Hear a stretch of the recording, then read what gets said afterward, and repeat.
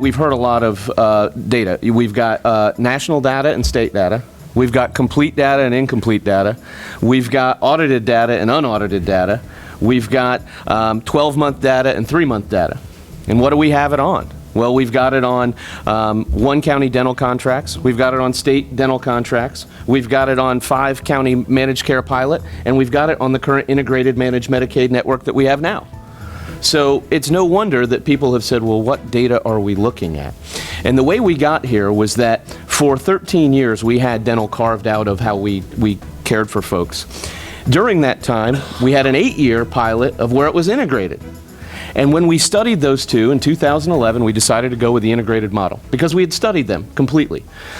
When we went with the integrated model in order to get it fully enrolled, it took us a little while. And so now, 18 months after we've got it going, we're looking at going back to the other way again. And so I understand that it's a little confusing. The deliberative way to do this is to study it completely. Audited data, complete data, data on those things in which we'll be making decisions. So the PCS then proposes a study, one that we can use for determining the action to take later. It is not common in school that when you enter school, you are told you're going to take tests and you're going to get the diploma no matter how you do on the tests. And this bill has a study, but it also reverts the policy. I think it's more deliberative to do a study, then decide whether or not we'll revert the policy. And we might very well do that. I'm not saying that that's not the option. I think it's totally possible that we could.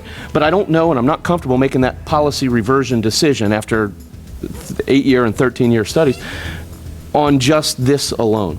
So that's why I have proposed a study. The study will be, like I said, clean data, audited data, stuff that we can use for decision making. It doesn't include what dentists get paid. Quite frankly, all I care about is how many are in the network and how many children are served. And it doesn't compare us to other states. It's relative to ourselves. So the same way we grade schools relative to ourselves, we should be grading our care providers relative to ourselves as well. And that is the PCS, Madam Chair.